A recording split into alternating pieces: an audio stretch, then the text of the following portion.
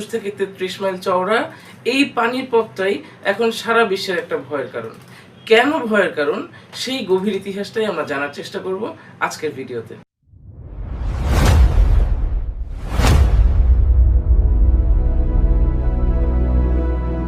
পারস্য উপসাগর আর ওমান উপসাগর এদেরকে একত্রে যুক্ত করছে এই হরমুজ প্রণালী, এবং এটাই বিশ্বের একমাত্র সমুদ্রপথ যেটা দিয়ে মধ্যপ্রাচ্যের তেল সমৃদ্ধ দেশগুলো পুরো বাইরের পৃথিবীর সাথে কানেক্টেড হয়।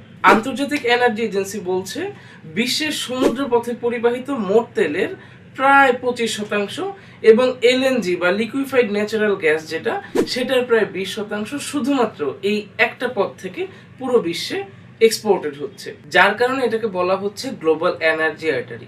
এটাই প্রথম না, আমরা যদি একটু ইতিহাসের পাতা উল্টাই তাহলে দেখব 1980 দশকের সেই বিখ্যাত ট্যাঙ্কার বার।